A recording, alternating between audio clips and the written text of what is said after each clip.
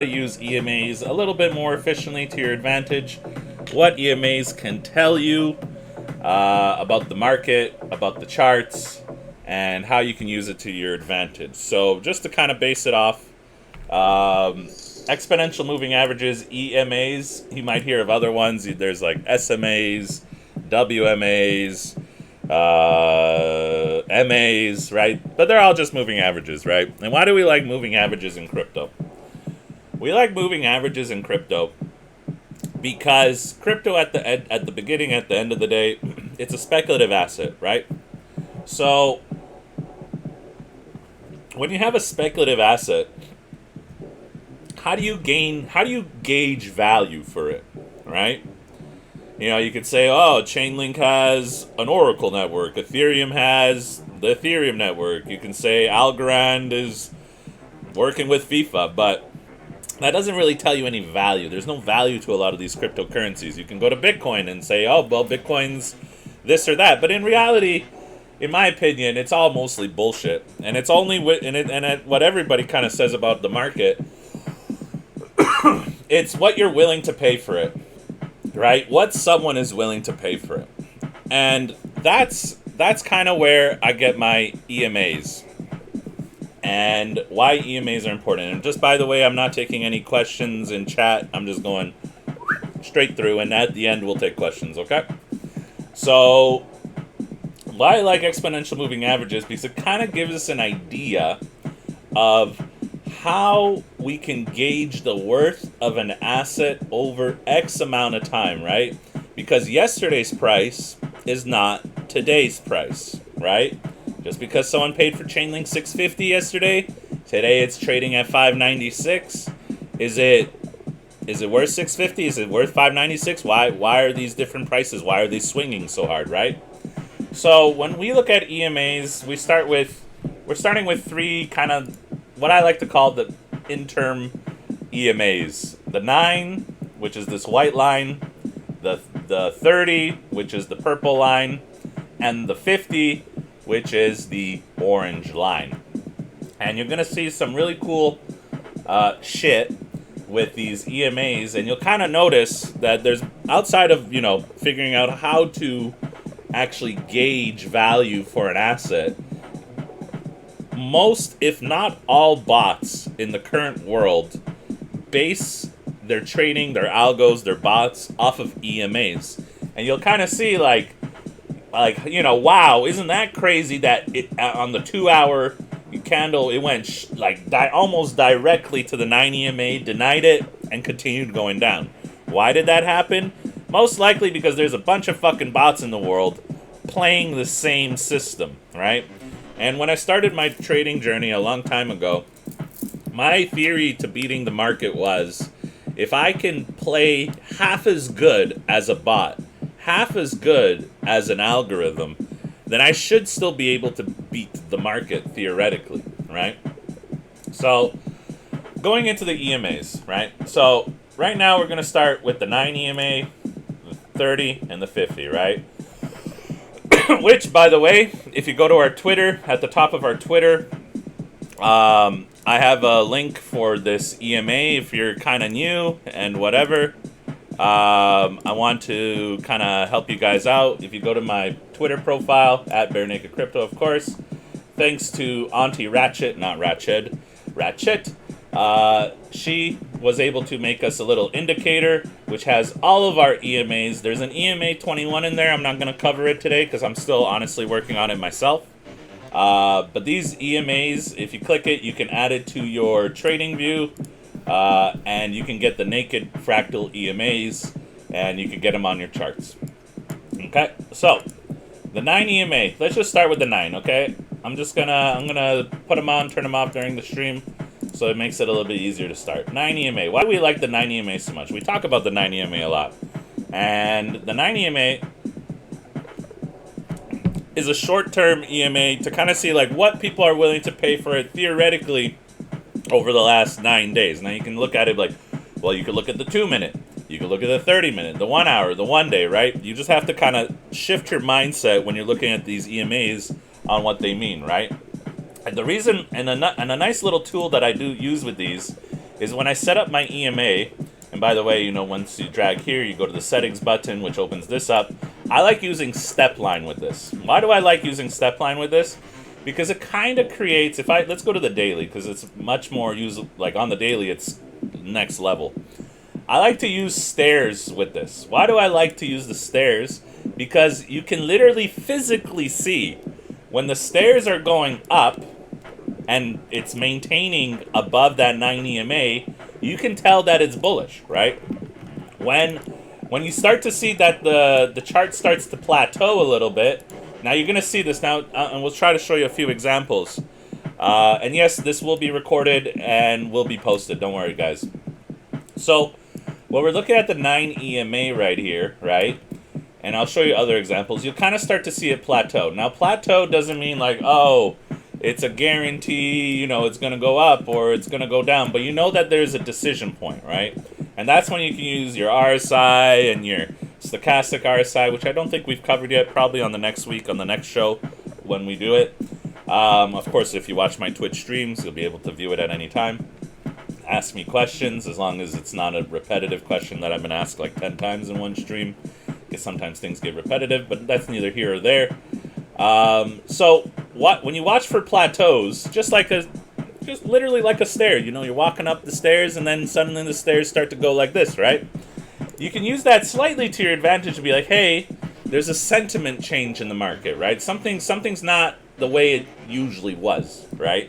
So when you start to see that it starts to downtrend underneath the stairs, and you can see the stairs start to go down and down and down. Look at the trend from 3,500 Ethereum, right? This is where I shorted Ethereum, right, guys? We shorted Ethereum at 35.68, pretty much right there. Fucking sniped it, right? How did we snipe it? Obviously, a little bit of luck. We knew, obviously, you know, the RSI was getting a little overextended. It went from an overextended period. But the 9 EMA really helped us feel confirmed, right? It really helped us confirm this idea that after you know, the first kind of drop off that we had to about 2,500, right? It started a trend. It stayed above, right? I front ran this little candle right here, but if you wanted to short, you know, after it broke the candle on the 9 EMA on the daily, right? After such a long trend. Look, this is from March 15th to April 5th, right? That's a 1 month trend on the daily. Anytime I say, you know, trend is your friend till it's not, right? So when trend is your friend till it's not, that's when you can start using the counter trend to your advantage, right? So if you decided to short Ethereum right after it cracked that on the daily or whatever, let's say you just had a 3,200 short, something like that, you knew you were relatively safe unless it cracked over that 9 EMA. And look at that. Didn't crack over the 9 EMA. Tried to crack over the 9 EMA. Didn't. And it kept going down and down and down and down and down and down. A little fake breakup over here. Here you might have been a little bit scared. You've been like, oh, fuck, you know, maybe this is like, you know, maybe this is going to be a little breakout. But you can kind of use volume to your advantage. You know, you can, like I always tell you guys, draw trend lines the moment there's a trend line, right? So the moment it went back into the trend, boom, back under. Look at that, guys. All this time from April 3rd, we have just been going down on the 9 and the 9 and the 9 and the 9, right? So even right now, we had a little bit of a little funky monkey here, right? A little funky situation where we were like, okay, cool. Now we're still below the trend. So the 9 EMA trend for us is very big, whether it's on the daily, you know, you can go to the hourly, right? The hourly is going to be a little bit more wavy, right? So when we look at the 9 EMA on the 1 hour, you still see the same similar patterns, right? You know, whether it was the 1 day or the 1 hour, right? You saw the trend. You'll see a little bit, there'll be definitely more trend breaks, plus or minus here. And this is where we're going to introduce the other EMAs to kind of give us a little bit of a more leg up in the market, you could say. But you can still see this. Holy shit, $18 million short right now? What the fuck? Man, I'm teaching at the wrong time, but fuck it. YOLO. Don't worry, we'll make this relatively fast. Worst case, we make it a 2-part lesson, right? So, holy fuck. 18 million, Jesus Christ. So, that's how you kind of use the 9 EMA, right? Just very basic. It's the trend setter, right? The absolute trend setter. It is the one that kind of tells you, hey, we're doing good, things are looking better. Or if you're starting to go below it, it's like, hey, maybe it's not looking so good, right? Whether you're looking at the 1 hour, 4 hour, 1 week, we can go to the 1 week, right? When did Ethereum really start fucking out on the 1 week? Well, technically at 4,100 up above here, right? When it started going above, it had a little bullish breakout over here, and then it fell below at 3,000 and never saw it again, right? But I do have a little theory with these 9 EMAs, kind of like our Keltner theory. If you haven't watched our Twitch streams, we'll get into Keltner theory another day. But the farther you are from the 9 EMA, the more likely it's going to try to at least bounce back sooner or later to at least, kind of get there. You can kind of see the stochastic RSI is a bit oversold. The RSI is like the lowest it's ever been for Ethereum, right? We should see relatively a bounce. The further you see this gap between the 9 EMA, kind of like here. Imagine you were right here, right? That's kind of like where we are right now. There was like a nice big gap. Let's just kind of assume we didn't know the future. Jesus, what a sell-off. If we didn't know the future here, right? We see that big gap between the 9 EMA and the trend. You can kind of see in general it likes to hug it. But it's much more bearish when it starts to get, quite far apart, right? There's a definite compression or expression out of this, right? Oops, what did I delete? Volume? Okay. So, let's go add on the other EMAs, because the other EMAs kind of help out the situation too. So we got the 30 and the 50. I love the 30 and the 50. Why do I love the 30 and the 50? The 30 and the 50, I like to call them best friends, right? So let's go to a better trend area chart. Let me see what I can get you a good example. Right now is even a good example. Okay, so in trending markets, let's go back to here, right? So when we were really bullish, after the July crash of last year, right? That's when let's gonna zoom in. Honestly, we can forget about the RSI for now. When we were falling below that 9 EMA, right? We had a breakout over the 9 EMA. Then we had a 30 and the 50. I have a rule. You can go over the 50, and yes, this is going to be recorded. You can go over the 50. You can go over the 30, but the 50 is the big boss. 30 RSI is like the soft resistance for either a bullish or a bearish trend. And the 50 EMA is kind of like, you can call it the first flip of the switch. Oh yeah, sorry about the music. I don't know why I have the music still playing. Probably should have muted it, but I was really vibing. Whatever, it's in the VOD. Fuck, it is what it is, guys. Fuck, I totally forgot about the music. I was so vibing. But I hope everything is... If not, we'll redo this. But I hope I don't have to redo this. So, back to what it is. The 30 and the 50 are the ones that are like the gatekeepers, right? There is a final gatekeeper, and that's 100 EMA. It wasn't too loud, guys, right? Give me a 1 out of 10 on how well you can hear me, 10 being the best, 1 being the worst. Give me a little gauge so I know what the fuck I did. So going back to this, you can kind of see when we were in that bearish sentiment period, right? When we broke that 30 EMA here and the 50, this caused a major fucking reaction in the market to go on a fucking megatonic candle right there, right? Because you can break the 30. You see how we kind of held support there at the 30 for a day or two, and then it completely capitulated. And after it capitulated underneath it, what was the resistance? The 30 and the 50. The 30 and the 50. When the 50 is resistance, you could say it's just a little bit bullish, but not bullish enough. When the 30, the purple one, is resistance, that's when you know you're a little bit fucking bearish, right? So the same thing happened here. We went up to the 30, denied it. You can, like I said, the 30 and the 50 are best friends, right? The 30 and the 50 are best friends, and if the fucking orange best friend says, you gotta say, we're not going higher, right? That's it. The market wasn't willing to pay higher than the 50 EMA on the daily candle, which is never bullish, right? And then it had that little breakout here, and a breakout here, and a few retests. This day, try to break it, retest, and then it went on to a full moon mission, When it's staying above the 9 EMA, you are very dangerously, if you're trying to short, it is a very dangerous period to short. And you sorry guys.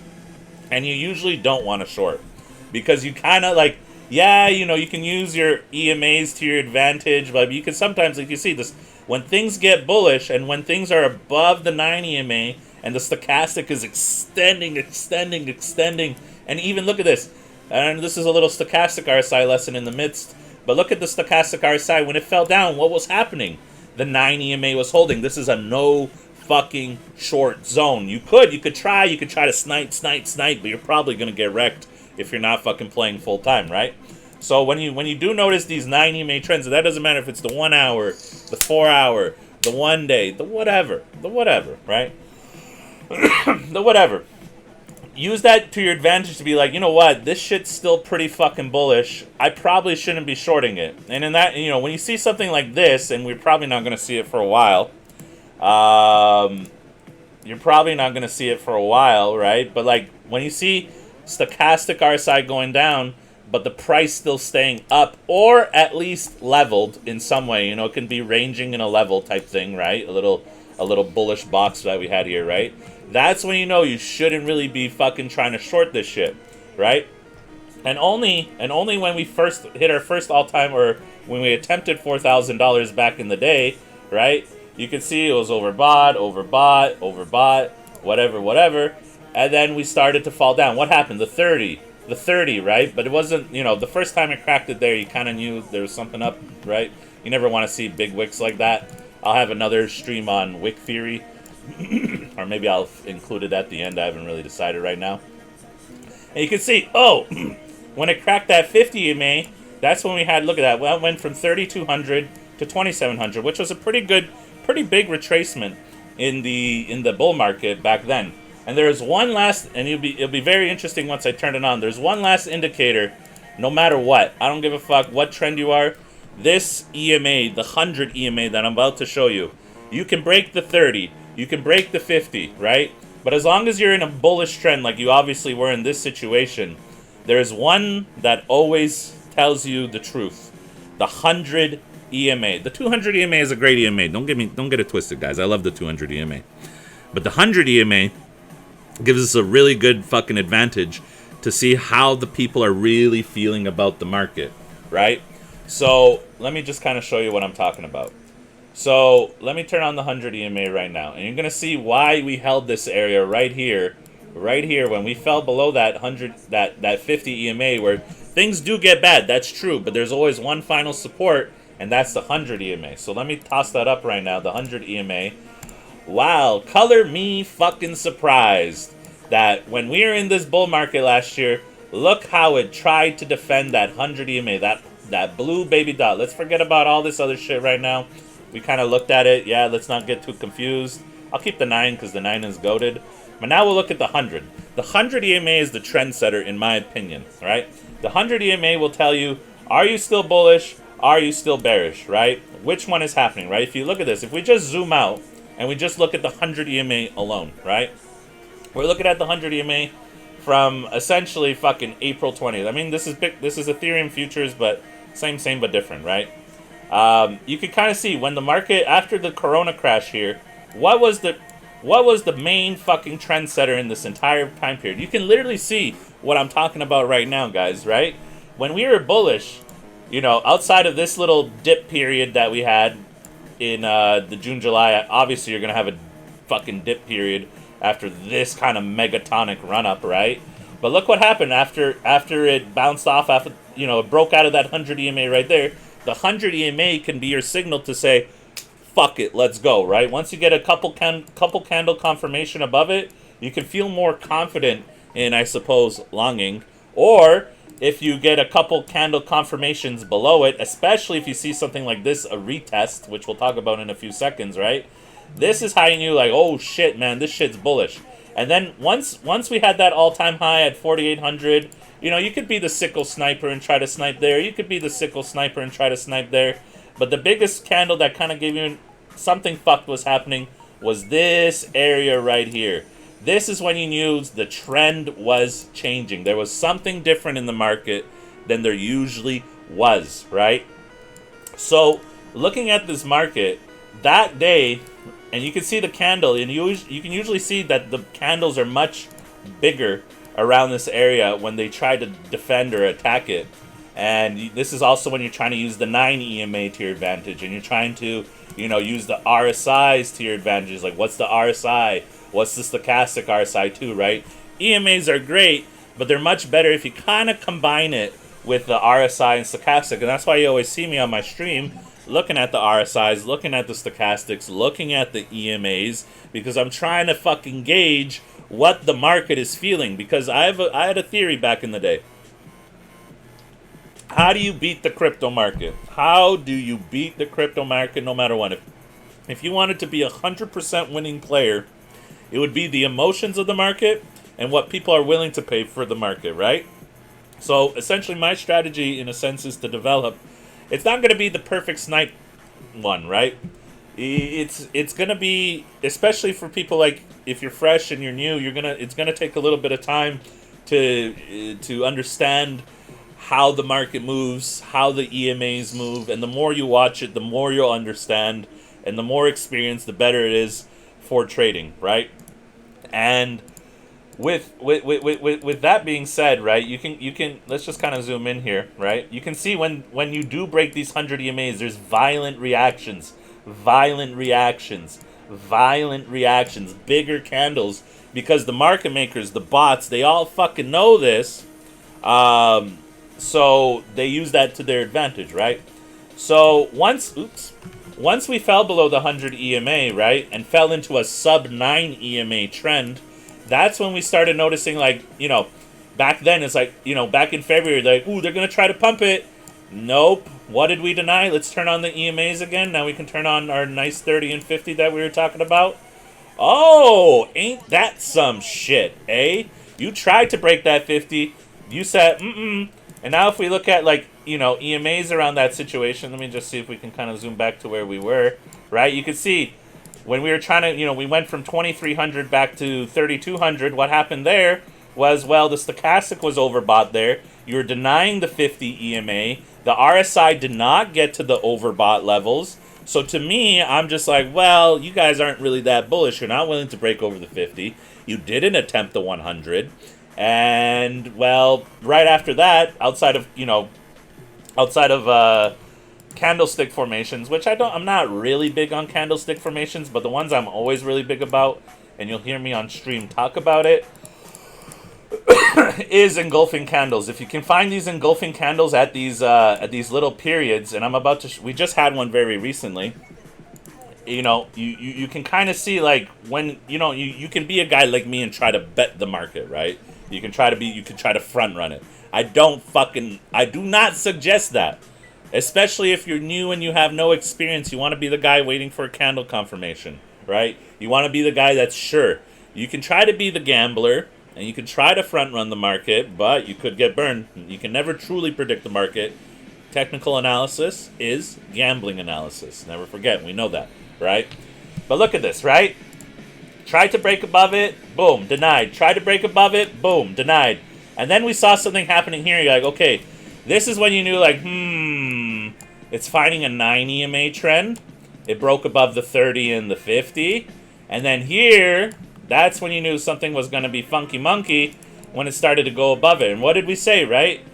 This is when all these EMAs are kind of coming together, and you're like, okay, yes, the stochastic RSI is overbought, but when it went down, right, it was giving you the candles were going up. So just like in the bull market when we had before here, right, you got to be careful if you want to short or know when to short or whatever. Obviously, the one that you really want to wait for is like the 9 EMA candle confirmation at least. And that way, you're a little bit more in an advantageous position than, just randomly shorting it because you're hoping it goes down or something like that, right? So you can kind of see when we started falling below it again, right? That's when there's a big battle at the 30 and the 50, the 30 and the 50. And then after that, look what happened. We just kept going down. We kept going down, and we haven't even attempted the 30, the 50, the 200. So when people are saying, like, oh, shit, we're at like 1,300, or even if in a few weeks we're at 1,600 Ethereum, you know, people are like, oh fuck, man, we're about to go fucking ballistic. And let's say we're at 60. Let's just say what happens in the next few weeks. We go like double top, you know. This does like a weird V bottom, and we start going up like this, and we start seeing an overbought stochastic RSI. You know, the RSI is barely getting up. If you haven't seen my RSI lesson or something like that, please go check it out, right? You can kind of like maybe predict shit. I wouldn't call it predict, but you can try to draw a little pattern out for yourself that could theoretically play out, right? So if this 50 EMA starts catching up and we start going for a double top stochastic RSI, and everybody on the market's like, fuck the bears, the bulls are back in town, bro, right? Nah, man, nah. You haven't even broke the 50 EMA, right? We know, we can see trend-wise, history-wise, that if you don't break over that 50 EMA, that little area right here, and especially have an overbought stochastic RSI, and especially if the RSI doesn't even get overbought, and you can always do a little bit of a price analysis too. Don't forget to do price analysis when you're looking at EMAs as well, right? And when you kind of look at EMAs and RSIs, suddenly this has become an EMA RSI lesson, but it is what it is, right? So what you really want to look for in these situations is what are these market makers trying to kind of tell you, in a sense, right? If at 56 RSI, let's just say we go to 53. If the price here is 1,600, let's just assume.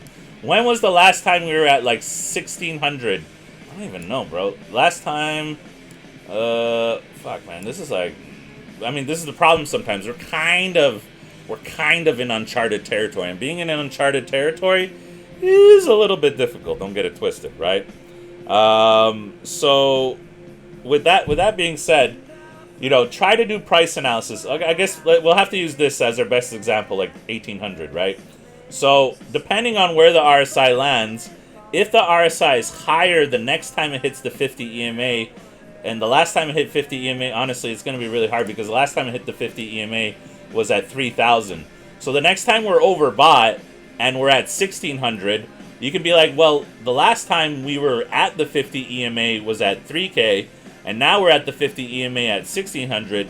The price analysis there, you know, it's not really there, right?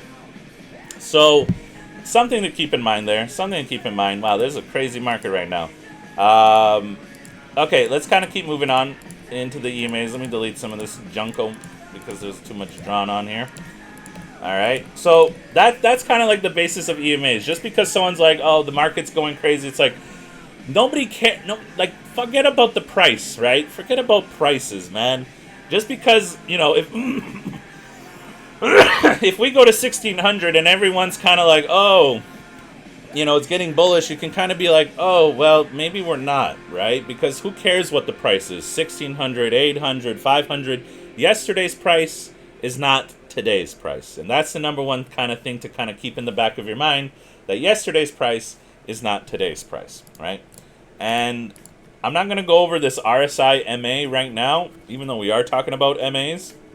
You know what, fuck it, I'll go very, very quickly. These MAs, I've noticed, are very accurate, especially on the weekly, or any time frame, really, even on the daily. Even right now, we're above that EMA trend. And if we start finding support at the EMA trend of the RSI, this is when things can start to get a little bit bullish. So we have to be careful as well. Yes, we are bearish. Yes, we are below the 9 EMA, right? We are doing all these things, but we have to be careful. If this can crack right here in the next 24 to 48 hours, we're Gucci, right? We're fucking Gucci gang. But, what we have to understand and never forget, always draw your trend lines, right? Even right now, if there was a theoretical trend, and if you haven't watched my first video on drawing trend lines, the rule is find 2 points, extend it as far as you fucking want. Just extend it. I don't care. You know, this could be the 2 points right now. Just extend it, right? Because theoretically, we got 2 good support points, maybe where the market can make a little bounce, right? Always draw your support lines. Make it useful. Use it in your trading. It's meme lines, baby. This literally, we fucking do this, all of it on the meme lines. How do you add RSI? MA to RSI. If you go to RSI, if you go to indicators up right here, and you click RSI, it should be the latest one with the update. So if you're using the old one, delete it, add the new one. Okay, this is the new one from TradingView. Okay, cool. So one last EMA that we didn't talk about is the 200 EMA. I'm going to delete every EMA except for the 9 and the 200, because in all honesty, the 9 and 200, if you're more of a long-term trader, which I think most of you guys are, I know some of you are short-term 50x degenerates. Honestly, you shouldn't be using high leverage if you don't know what you're doing. But at the same time, you shouldn't be using high margin and low leverage if you also don't know what you're doing. Low leverage and, I'm not going to get into margin trading right now, but just very, just kind of think about it this way. You could have 100x for $100 and you have $10,000, correct? Or you can do a 10x for $1,000 and still have $10,000. So if you had Ethereum, let's just assume Ethereum was $5,000, you would be able to purchase either way, whether you use 100x or if you use 10x, either way you're getting 2 Ethereum to trade with, right? So just keep that in mind about leverage and whatever. I'm not going to get into it right now because leverage trading's, I'm not even going to teach you guys how to trade. I'm just kind of teaching you guys how to look at charts. Nothing on this stream is financial advice. You will lose. This is gambling. Never forget. Never forget. No one knows the future. Anybody that tells you that they know the future, that they say, yes, Bitcoin's going to be 70,000 in November. 99.9% of the time, those predictions are wrong. Thus, anybody that makes a long-term prediction, in my honesty, longer than 2 weeks, even 1 week, is just talking out of their ass, and they're 99.9% chance going to be wrong. So, anybody that gives you a long-term prediction, how do you know the long-term prediction? Nobody fucking knows. Nobody fucking knows. Anyways, the 100, 200 EMA. Why do we love the 200 EMA? Well, obviously it's times 2 of the 100 EMA, and you can really tell when things start to go below the 200 EMA, that's when things start to get really unfun, right? And that's why even in July, I wasn't that bearish at all, and you guys knew I wasn't bearish. I was calling it a crab market. I was like, not a bear market, it's a crab market. Not a bear market, it's a crab market. Why? Because we were able to mostly maintain the 200 EMA, right? And with that being said, like, as long as you're above the 200 EMA on the daily, also hello to Mex83, a little bit late to our EMA lesson, but don't you guys worry, this will be uploaded as a VOD. Honestly, I'm probably going to do it right after the stream so you guys can have it, because I'm going to be away all weekend, and I know how I say things, oh, I'm going to upload it, and I never upload it. So that's how we know when things start to get bad. The 100 EMA is like the first step to things getting bad, and then the 200 EMA, well, that's the real fuck show. When you go below the 200 EMA, just think about it. People are not willing to pay for this asset what it was worth for the past 200 days. It doesn't really, not 200 days, but like 200 exponential moving average days, right? Not exactly like days, but you can go to Google if you really want to go deep into the calculations, how EMAs are calculated, and so forth. If you're interested in that, do it yourself. I'm not getting into it. I'm just kind of giving you the starter information to work with, right? So, with that being said, right, you can see, right, obviously, like, things were not getting good when we started falling below the 100 EMA, and it's like GG over when you start to go below the 100 EMA in, the 200 EMA, which is the red line on the charts, because the 200 EMA, once you go below, especially if there's a fake out breakout like we had here, which was 100% a trap, and I felt that trap because it just didn't make sense what was happening on the market. Sometimes it's more than just EMAs, there's also RSIs and everything, using that to your advantage. But you're definitely, for sure, when you start to go below that 200 EMA, and you can see, when the candle, you can see, look at how perfect it went to that 200 EMA on the day it dropped. It tried to support it, and then it had the continuation pattern, tried to retest it, When you see wicks like this to the 200 EMA, whoo, shit, terrible. Yeah, let me ban this random guy in our chat. Thank you for the ban. And yeah, that's how we use the EMAs to our advantage. So we keep going down, and remember, watching for these candle formation, tweezer tops, engulfing candles, tweezer top, engulfing candles. You never want to see that, because when you see candle formations like that, where they're like pushing up one day, and on the next day they completely reverse it, on the next candle they completely reverse it, it is not a very bullish signal at all, especially if you're trending below the 200 EMA and then you start falling below the 9 EMA. And now you guys kind of understand why I have all these indicators, all these EMAs on my chart. Yeah, everybody, random people join my stream and they're like, oh man, you got so many shit on your stream, so many indicators. No, I really have an EMA indicator, RSI, and stochastic. Do I have to look at the 9, 30, 50, 200, 100 all at the same time? No, you don't have to. I do it because I like to just see the full picture all the time, all the thing, right? That's me. You don't have to do it. You can do it. You cannot do it. Choose your life. I don't care, right? So I like to see everything. My eyes can understand it. It is what it is, right? So that's how I would say is the basis of EMAs. And you can kind of go down to the 1 hour, right? Same thing, right? When the one, in the same logic that we use there on the daily, right? You can take that, extrapolate it, and throw it onto the lower time frames, right? Same thing, right? You can kind of see when we start to go above the 100 EMA there, right? We found a little support. What happened? Denied the 200 EMA, fell below it a little, went above it, right? There was that bullish period that we had for a few days, and then you started to see the real capitulation started once again. What happened? Falling below the 100 EMA, right? 100 and the 200. So that's how you can use these EMAs to your advantage. In my opinion, the 9, the 100, I mean, I like them all, right? I like the 30 and the 50. I like that 9, 30, 50 combo. You can do different types of combos. You can do the 9, the 30, and the 50. You can do the 9, the 100, 200. You can do the 9, 50, 200. You don't have to have all of them up on the screen. Personally, I do. Like I said, don't really give a fuck. But, yeah. So that's kind of how we use these EMAs to our advantage to kind of like really understand like, wow, this is what the market is. This is what people are willing to pay for it. Kind of going back to like at the beginning of the stream, how we're willing to, understand the true price of crypto, right? What people are truly like willing to pay for an asset. So that's really what I kind of see with this. Even right now in the hourly, you can kind of see it's trying to attempt to break over the 9 EMA right now.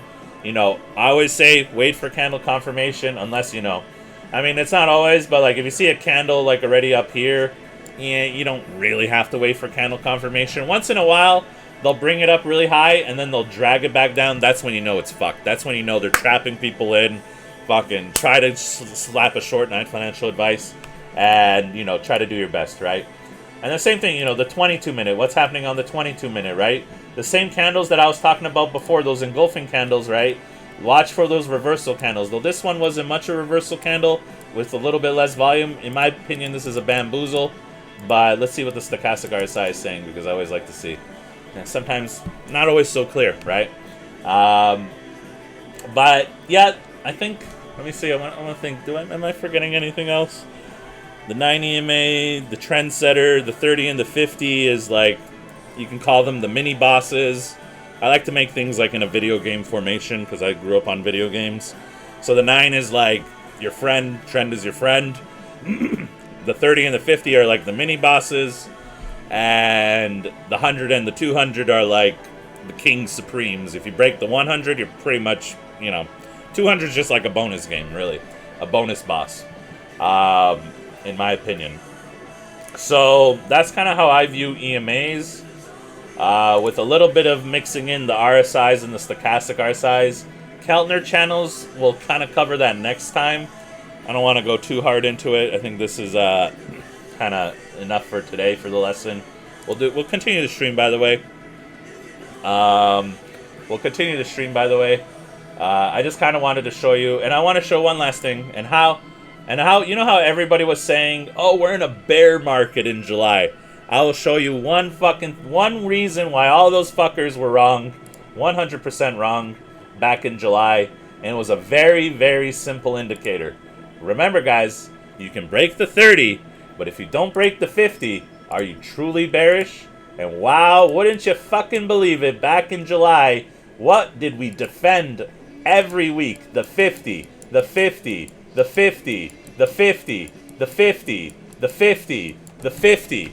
And then we had 1 week where we broke below it, and when we were streaming back then or talking about it back then, what did we know? Stochastic was oversold for months.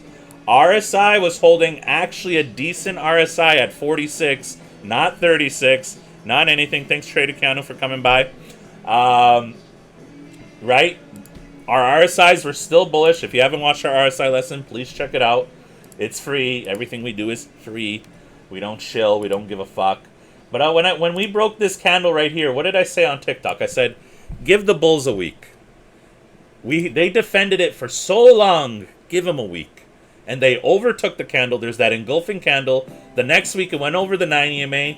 And ever since then, look, held that 9 EMA into that bullish new all-time high. Right? So that's how we knew back then it wasn't a bear market. Number one, you didn't break the 50. You didn't break the 100. You didn't break the 200. Right? You didn't break any of those EMAs. Right? And that's what. And when did it start breaking those EMAs? Ah, yes. January 3rd. That's when it started breaking. Mex83. Gifted subs, 10 of them. I'll say thank you after this video so I can have this for the VOD. But thank you, Mex83. Legend of the channel. And look at that, right? We broke the 50 EMA right there. We retested it. We had that fake breakout, right? That was the bamboozle area, 100%. You know, it was like 52K. People were like, or 51K. People were like, oh shit, is it back? Is it back? Is it not back? Right? We knew, fuck it. This was not looking bullish. After maintaining such a long period below, kind of like when we maintained that period above, right? And we had that little fake out breakout here, or fake breakdown here, right? The same could be said about this, where we were ranging below the 50 EMA, and then we broke that, right? So let me kind of delete some of this crap, right? But look at that. Where did we find the support? Where did we find the support on the weekly BTC here? The 100 EMA, bro. How accurate is that, dude? It's not. You can't have it more accurate than that, my dudes. Look at that. Perfection. And then what happened when the market really started fucking out? Before you knew the 200 EMA was a shit show, guys?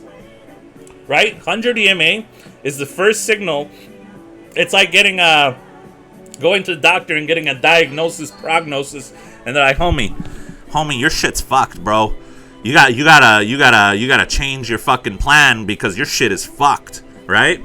So when that 100 EMA breaks, that can be the signal to you being like, oh, something's not right in this market. And when the 200 EMA broke here, well, we already knew something wasn't right in the market up here because we broke what the market was willing to pay over it, right? And boom. And boom. This is what you get. This is what you get, my dudes. This is what you get. You break, you know, we went to that 200 EMA, but when I saw that wick, I was like, there's no way we don't retest it. There's no way. Once you start breaking we didn't even attempt to try to retest this break. We said, nah, we're really fucking bearish. We're really fucking bearish. Really fucking bearish. And then once we broke here, and you know, people were trying to long at 28,900. Like I said, people that know how to trade, know how to trade. People that talk like they think like they know how to trade, they read out of a textbook, and they're like, oh yeah, man. Yeah, the melt-up's coming. I'm gonna show him wrong. Nah, man, the 100 EMA showed you're fucking wrong. Alright, buddy. So, once we saw that, even that candle break over here, even the week before that, even when we were right here at 26,000, which was no form of support at 26,000, that's when we knew, right there, it was fucked. I was expecting, maybe they'll kind of break above it. Nah, they just sent it straight the fuck down, bro. They just sent it straight the fuck down, okay? And now we're here, right? But I will tell you something, though. I will tell you something. If you break the 200 EMA, sooner or later, you will retest it. We are going to retest 26K, 27K, I don't know. But we're going to fucking retest it. Mex83, more gifted subs. What a fucking amazing guy. What an amazing guy. Sooner or later, you're going to retest it, right? Let's go to a 4-hour quickly, right? Let's just kind of see. Right? I mean, fuck. Okay. When you break it, right? When we broke that April 6th, bro. April fucking 6th. The last time. The 4-hour was above the 200 EMA. Do you know how insane that is? Do you know how fucking bearish that is, bro? It's been 3 months since we've been below it. But remember, guys, don't get too excited. Don't get bearish mentality. Don't get tunnel visioned, because the market doesn't go down forever. The market doesn't go up forever, okay? Yeah, it's printing red right now, but remember, when you start to get excited, that's going to be the most likely chance you're going to fuck up. Okay? If you ever feel yourself getting excited, yeah, man, I fucking crush it. I'm a fucking killer. I'm a fucking crushing this market 200%, 300%, 500%. Take a step back. Market doesn't go down forever. Market doesn't go up forever. All right? Don't get excited. But that being said, if we ever do see Bitcoin kind of go over that 200 EMA there, that's going to be a little bit more monumental. And it kind of lines up with like where we dropped off, right? If we kind of draw like kind of meme lines here quickly, right? If we kind of draw meme lines here between 27 to 28K, like I'm not saying we're just going to test 27K. There's probably going to be a wick. There's always wicks, right? So if we start going over this 200 EMA in the next, I don't know, couple weeks, right? What's going to happen? We'll maybe test 27 and maybe we'll go into this region and then we'll die off, right? Right? Because if we break that 200 EMA on the 4 hour, it's going to be bullish because that's a multi-month trend. Always keep in mind how many months trends or how many days trends. If you're looking at the 15-minute or the 10-minute, you can be like, okay, are we under the trend for 1-2 days, right? And if you're looking at the 1, 2, 3, 4 hour, have we been under the trend for how many days, right? And so forth and so forth, and how many days, right? And when you break a big trend, remember how many days you were. That could be a trend signal change because it's like, hey, these motherfuckers were not willing to pay for it under the 200 EMA for this period, but now suddenly they are. We should keep that in mind that, hey, there could be a trend change, right?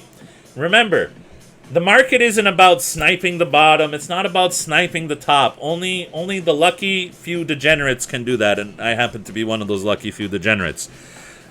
Remember, it doesn't matter if you catch the wick. All that matters if you catch the body of the candle. That's what I really believe in.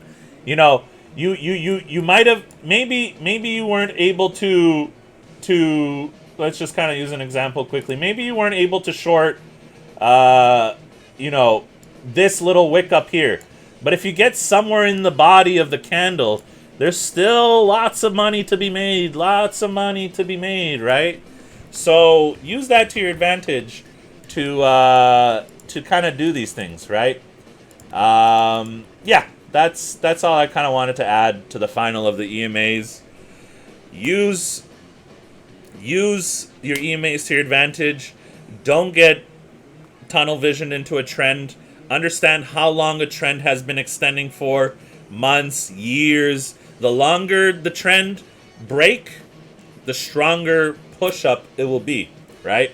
So use that to your advantage. Know when people are talking shit and being like, yeah, man, we're still bullish. And I'm like, nah, man, we haven't been bullish since fucking December 27th. We fell below the 50 EMA. And definitely below fucking April 25th when we fell below the 100 EMA. And that's it, right? So, I hope you enjoyed your lesson. And the best thing to do, I'll tell you, best way to train yourself, take a random time period in the market. You know, throw up your RSIs, what other indicators you use. And just try to play the market. You have unlimited data to work with, guys. You don't have to fucking try to, like, waste money and fucking try to, learn while you lose. I will say learn while you earn, but it doesn't work that way, right? You have infinite data to go back on. You can just zoom out, cut the camera off, cut the screen off at a certain corner and be like, okay, what do I think the market's going to do next? You literally have unlimited training if you want. If you really want to put in the hours, you don't have to be fucking sitting here right here and being like, oh, fuck, is it going to go up? Is it going to go down? Like, what the fuck am I going to do? Nah, bro. Just fucking watch. Go back in time. You have infinite data to work with. Infinite. Okay? So take your time. Take some time, and you can learn some shit to at least help you. Doesn't mean you'll become a great trader. Becoming a trader is hard. Nobody should become a trader. Trading fucking sucks. Sometimes it's awesome, but it sucks. Every fucking job has its ups and downs, right? Nothing's easy in life. So if you really want to, you can do it, but you got to put in the effort, mans. You really got to put in the effort. I put in fucking 3 years of looking at this shit. I don't even know, bro. I've been doing this for, I say 3, it's like 4 or 5 now. But like 3 serious years. You know, just fucking staring at this, staring, right? Just to understand how these fucking go, because like, remember, you have unlimited data to work with. Use that data to your advantage, okay, guys? Okay. Whew. All right, let me put the cap over the camera to signify the end of the VOD so I can cut it later. All right. Question time. What's up, guys? Thanks for all the subscribers during the stream. Thanks for keeping the chat kind of quiet. Whew. That was good. I'm going to leave in like 2 hours. I'm going to leave in like 2 hours. I'm going to stick around for a little bit.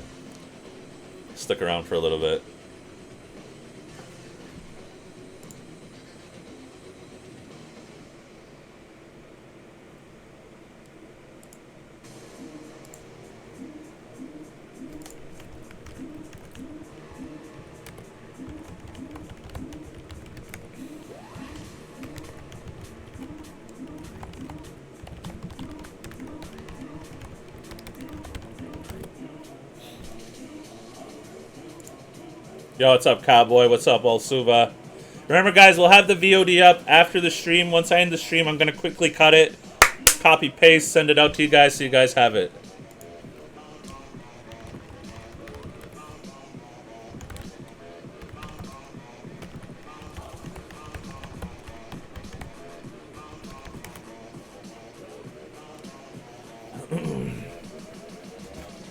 What's the move on BTC now? All right, let's go do some TA after doing an hour of TA.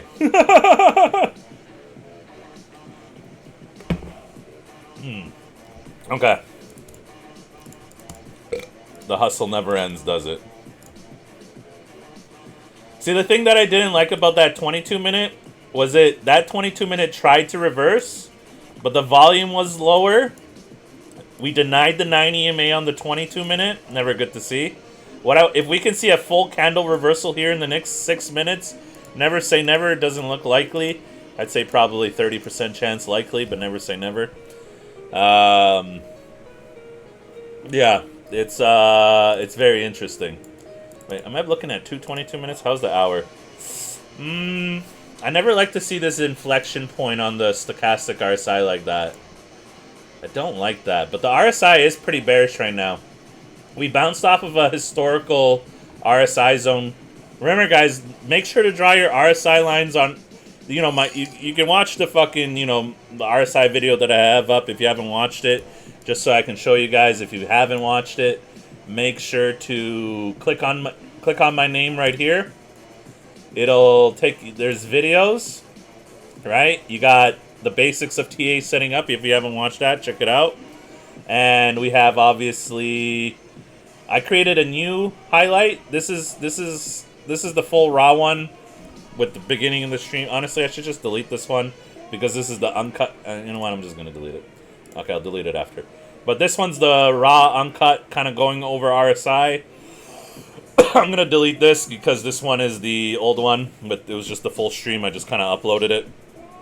And this one, check it out. It's really cool. And we'll upload this after the stream ends.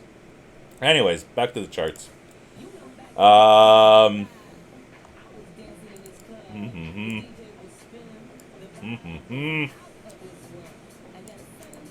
Okay. No, they're trying to never see this thing. Never trust until a candle confirmation. Looks like it might get a little bullish here. I don't know. Let's go back to that 1 hour, because that 1 hour is kind of sketching me out right now. Because there is like a little bit of a trend here. And remember, draw your RSI lines. Just anytime there's a bottom RSI, just fucking draw a line, because you're gonna notice historically we bounce off these areas on the 1 hour RSI more often than not. And you can use that to your advantage to being like, should I take profit now? It's like, well, Historically, if you're like down here at 18,800, yeah, we went a little bit lower, which is unfortunate. But like if you short it up at like 20K and you're up, you're using 50x leverage and you're up a couple 100%, right? Sorry, I got a lot of mucus in my nose. Right, you can use that to your advantage to be like, oh, okay, there's an RSI trend building. That inflection point is not what I like to see for a more bearish momentum. What we want to see is to see that flip down. Usually, and I'm a little bit of continued lesson. There's 3 patterns to stochastic RSI basic. The basic one is a full V bottom type situation. The second one, there's like, it kind of does like one of these. Depends on the height, right? And then it has an inflection point. The inflection point can go down, or the inflection point can go up. So I want to say we kind of found an interim bottom. We got that 18,500 target that we were talking about on Twitter. If you haven't followed our Twitter, make sure to follow our Twitter. We were talking about this the other day. If 19,700 breaks, which was this trend line that we had, we'll see you at 17.5 to 18.5K. Where did we bottom out? 18.5K. You're welcome. How did I know that? I'm just a sicko, to be fair. Right? But look what's happening for that candle right now. We're watching that candle. It ends in 25 minutes. If this starts to kind of go above it, we could start to see a tweezer bottom formation, which could at least kind of continue this back up for the next few hours. This while we are bearish, don't get it twisted, right? Going to 16K, 15K, 14K, that's going to take some, that's going to take some momentum. That's going to take some bearish news.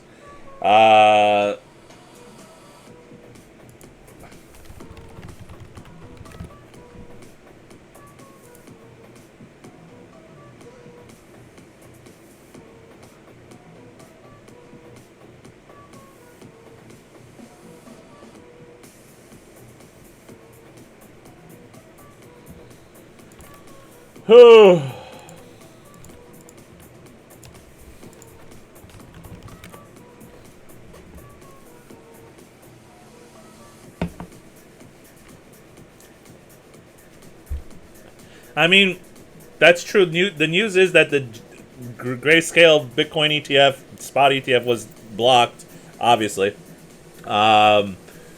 So, with that being said, that's probably really bearish, honestly. Jesus of crypto? Nah, I'm just the degen of crypto. I put it a long time ago. Yeah, I'm dumb shit. Could happen. Just a thought. How low can it go before it rises back to 24K? If you watch our weekly update of the week, Cowboy, on our TikTok, I answer that exact question. But essentially, theoretically, 16 to 13K. But you can never really predict the bottoms. Like, you know how I kind of say, like, you can't predict the market? There's people saying, oh, it's going to go to 70,000, 50,000, whatever, right? It's kind of hard to predict the bottom. Like, I can predict the bottom the day it happens. I'll know it, I'll see it, I'll be like, that's the bottom. But, like, that's why I watch the market every day, because my theory also behind this market is you can't predict the market in the future. Impossible. But if you watch it every day like a crackhead, theoretically it's possible. Theoretically. Just saying. You have to watch it like a crackhead, though, like me. I literally look at this shit 18 hours a day. Like, all day. Every day. Forever. Until I'm done this job of fucking trying to get everybody out of the gutter, in a sense. Why? If I'm sitting first class, my friends have to sit first class. You know what I'm saying? I just I can't be in first class and my friends are sitting in economy. It doesn't work that way. So if I'm gonna get first class, everybody gets first class. But check out my TikTok. You'll see it.